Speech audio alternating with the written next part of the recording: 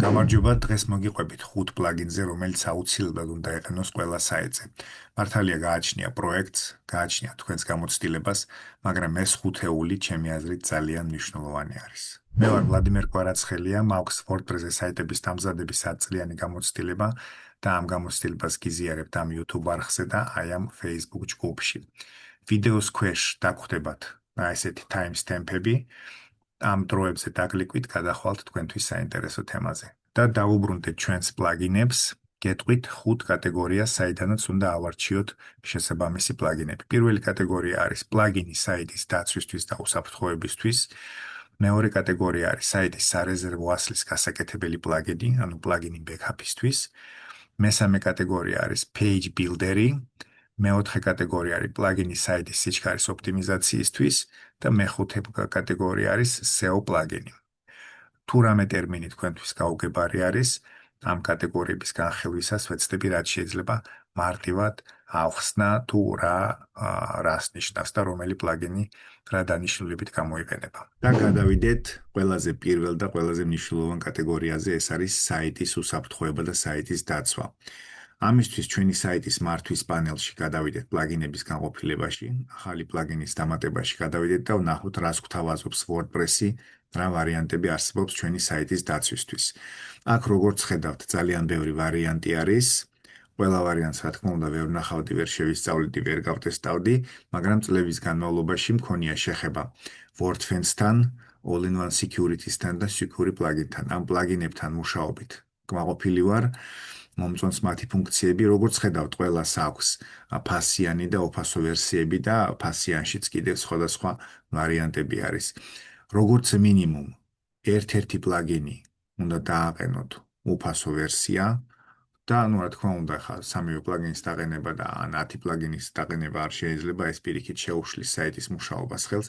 ერთი პლაგინი აირჩიეთ, გაეცანით ინფორმაციას მის შესახებ, გატესტეთ სატესტო საიტზე და აუცილებლად ერთი პლაგინი უნდა გეყენოთ, თუნდაც უფასო ვერსია.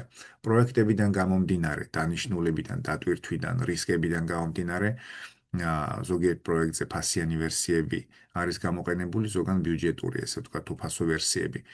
მაგრამ ეს ყველაფერი უნდა ნახოთ, შეხედოთ თქვენს პროექტს, შეხედოთ რამდენად მნიშვნელოვანია ამ პროექტის დაცვა, რამდენად მარტივი არის მონაცემების აღდგენა, შენახვა, დაუშვათ რამე თუ მოხდა და იმის მიხედვით უნდა მიიღოთ გადაწყვეტილება.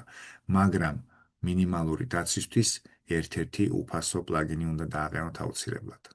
და რადგან საიტის დაცვის 100%-იან გარანტიას ვერავინ ვერ მოგცემს, ამიტომ გამოიგონეს პლაგინები, რომელიც არის იმისთვის, რომ გაკეთდეს საიტის სარეზერვო ასლი, ანუ ბექაპი. რატომ არის ეს მნიშვნელოვანი? შეიძლება იერიში არ მოხდეს და იერიშის გამო არ დაზიანდეს საიტი, შეიძლება უბრალოდ კოდში მოხდეს რაღაცა ხარვეზი, ან თქვენ რაღაცაზე დაგეჭირათ, წაგეშალათ. ამიტომ რეგულარულად უნდა გაკეთდეს საიტის სარეზერვო ასლი. ამისთვის ჩვენ გადავდივართ ჩვენი საიტის მართვის პანელში, პლაგინების განყოფილებაში, ახალი პლაგინის დამატებას დავაკლიკოთ. აქ ჩავწეროთ ბექაპი და აქაც გვაჩვენებს რამდენიმე ვარიანტს პლაგინებისთვის. აქ ცალკე ამოვიწერე. ეს არის Updraft Plus-ი, ლოგო შეიძლება გეცნოთ, იმიტომ რომ წინა სექციაში, ესე ვთქვათ, წინა განყოფილებაში განვიხილეთ ამ კომპანიის All-in-One Security პლაგინი და როგორც ხედავთ, კიდევ სხვა პლაგინები აქვს და შევეხებით ამათაც. შემდეგი პლაგინი არის All-in-One VP Migration-ი, დუპლიკატორი, WPVV Backup and Migration. ამ პლაგინის შესახებ ახლახან ჩავწერე ვიდეო და ნუ ვეცდები, რა თქმა უნდა, ყველა პლაგინი, რასაც ვახსენებ, ნელ-ნელა განვიხილო და ვიდეოს სახით გაჩვენოთ. ამ პლაგინში, ამ ვიდეოში ნაჩვენები არის, როგორ გადავიტანოთ საიტი ერთი დომენიდან მეორე დომენზე. საკმაოდ კარგი საინტერესო ფუნქცია არის, ასევე, რა თქმა უნდა, გამოგადგებათ საიტის სარეზერვო ასლის გასაკეთებლად. აქაც არის ეს პროცესი განხილული. ესე იგი, აი ეს ვარიანტები გვაქვს, აქაც ერთ-ერთი უნდა დავაყენოთ, არ შეიძლება ყველას დაყენება, ერთ-ერთი უნდა დავაყენოთ. აქაც არის ფასიანი და ოფასო ვერსიები და ამასაც გირჩევთ სატესტო საიტზე. დააყენოთ რიგრიგობით ეს პლაგინები, ნახოთ რომელი მოგწონთ, რომელთან ნეცისტრარი ინტერფეისით განსხვავდება ესენი ერთმანეთისგან. ფუნქცია არის ყველას მთავარი, რომ გაკეთდეს საიტის სარეზერვო ასლი, მაგრამ იქ ღილაკებით, ფერებით, რაღაცით, ხო, იმიტომ არის მრავალფეროვნება, რომ ადამიანებს შეეძლოთ აერჩიონ ის, რაც მათ უფრო მოეწონებათ. ამიტომ მე გეტყვით, რომ ესე იგი, აი ამ პლაგინს ბოლო 2 წელია ვიყენებ და ძალიან მომწონს.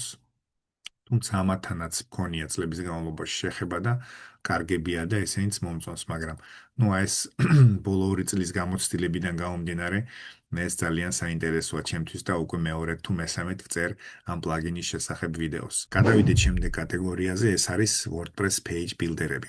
ეს ნიშნავს, რომ საიტისთვის არსებობს ესეთი დანამატები, პლაგინები, რომლებიც გვეხმარება საიტის დიზაინის შექმნაში, როგორ განთავსდეს, სად განთავსდეს სურათები, ტექსტები, ღილაკები, რას რა ფერი კონდეს, რა ფუნქციონალი კონდეს. WordPress წესით არ ჭირდება არაფერი, მას აქვს თავისი სტანდარტული page builder-ი და ეწოდება Gutenberg-ი. კიდევ ეძახიან block editors. მაგრამ ის ძალიან სუსტი არის. საიტის აწყობა ამით შეიძლება, მაგრამ ფუნქციურადაც და ვიზუალურადაც მაინც სასწაული ვერ იქნება. ან უნდა იყოთ ძალიან მაღალი დონის, ზედონის პროფესიონალი და პრობლემა კიდე იმაშია, რომ ძალიან ბევრი ენერგია დასჭირდება ამ ყველაფრის გასაკეთებლად. მაშინ, როდესაც არსებობს მეორე ვარიანტი, არსებობს ფასიანი და უფასო page builder-ები. აი მაგალითისთვის, თვითონ WordPress-ის Gutenberg-ის blog editors გასაძლიერებლად არსებობს GreenShift-ი, Spectra, Stackable და Cadence. ამათ აქვთ ფასიანი და უფასო ვერსიები. ესენი იმიტომ გამოვარჩიე, რომ იმუშავია და ვმუშაობ და ვსწავლობ მათთან მუშაობას და მომწონს, მსუბუქებია და სწრაფებია. არსებობს კიდევ Divi, ამას არ აქვს ფასო ვერსია, ეს არის პირდაპირ პრემიუმ ვერსია და არსებობს Elementor-ი. ესენიც ძალიან კარგია და Elementor-ზე საერთოდ ვიტყვი იმას, რომ ყველაზე პოპულარული არის ამ ბილდერებს შორის. თუმცა მაინც აი მაქვს შეხება, მაინტერესებს ეს პლაგინები, მაინტერესებს ეს page builder-ები და ვიკვლევ, სწავლობ, ვმუშაობ მათთან. ყველაზე ხშირად, რა თქმა უნდა, პროექტებს უფრო Divi-ზე ან Elementor-ზე ვაკეთებ, მაგრამ როგორც უკვე გითხარით, თქვენს ვფიქრობ უნდა მიაქციოთ ყურადღება ამ ბილდერებს, რომლებიც Gutenberg-ის blog editors ბაზაზე არიან. ამ პლაგინების დამატება ჩვენთვის შესაძლებელი არის ისევ ეს პროცესით. გადავდივართ პლაგინების განყოფილებაში, პლაგინის დამატების ღილაკს დავაკლიკავთ, აქ ჩავწერთ page builders და როგორც ხედავთ, გამოჩნდება აქ Elementor-იც, site origin-იც, რომელიც ერთხელ ორჯერ გამოვიყენე და რაღაცა ვერ მომხიბლა და დავანებე თავი. SeedProd-ი, Spectra, Cadence, GreenShift-ი, Stackable-იც იქნება აქ სადმე ახლოს. მოკლედ, ამ პლაგინების მონახვა შეგიძლიათ, გატესტეთ, ისევ და ისევ, რა თქმა უნდა, სატესტო საიტზე, ნახეთ, რომელი მოგწონთ უფრო. სიმართლე გითხრათ, ყველაზე კომფორტული არის ჩემი აზრით Divi და Elementor-ი. შემდეგი კატეგორია არის საიტის სიჩქარის ოპტიმიზაცია. ამისთვის ჩვენ გვაქვს ესეთი პლაგინები, ფასიანი და უფასო. ეს არის WP Optimize, Lightspeed-ი, ამ ორივეს აქვს უფასო ვერსიებიც და ეს არის WP Rocket-ი, ეს არის მხოლოდ ფასიანი ვერსიით. აქაც შეგვიძლია ჩვენ აქ პლაგინების განყოფილებაში გადავიდეთ, ახალი პლაგინის ღილაკს დავკლიკოთ და ჩავწეროთ აქ cache და გვაჩვენებს პლაგინებს кэშირებისთვის, ანუ საიტის სიჩქარის ოპტიმიზაციისთვის. სხვადასხვა ვარიანტები გვაქვს. არხზე მაქვს რამდენიმე პლაგინის განხილვის ვიდეო და ნუ აქაც ის მომენტია რა უნდა რაც შეიძლება მეტი ინფორმაცია მიიღოთ ამ პლაგინების შესახებ, შეადაროთ თქვენს პროექტს და ნახოთ რომელი უფრო გამოგადგებათ, რომელი იქნება უფრო ხარისხიანი თქვენთვის. ამისთვის, რა თქმა უნდა, ისევ და ისევ სატესტო საიტზე უნდა დაინსტალიროთ ეს ყველაფერი და იქვე ადგილზე შეისწავლოთ ეს დეტალები.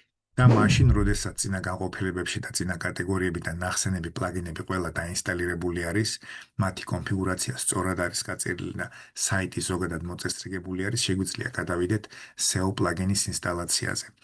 SEO პლაგინი არის დანამატი საიტისთვის, რომელიც გვეხმარება WordPress საიტზე SEO-ს გაკეთებაში. ორიოდე სიტყვით რო გითხრათ SEO-ს შესახებ, ეს არის SEO, Search Engine Optimization, ანუ, როდესაც საძიებო სისტემაში ადამიანი ეძებს ამ მომსახურებას, ამ პროდუქტს, ძიების შედეგებში დაინახავს საიტებს.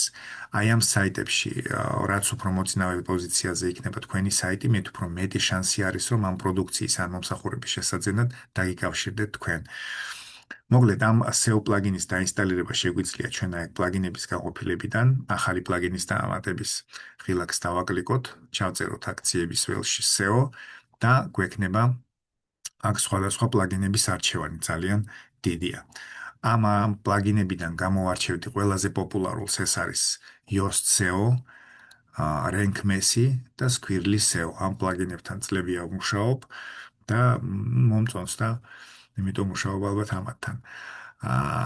Rank Messy-ის მაგალითზე ჩაწერილი მაქვს ვიდეო, როგორ უნდა გაკეთდეს WordPress საიტზე SEO.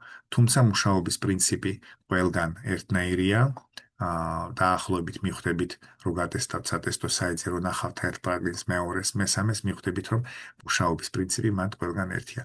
როგორც უკვე გითხარით, კონკრეტულად Rank Mess-ზე აი ეს ვიდეო მაქვს ჩაწერილი და აქვე მინდა დავამატო ესეც SEO პლაგინის დაინსტალირება არ არის საკმარისი იმისთვის, რომ SEO გაკეთდეს.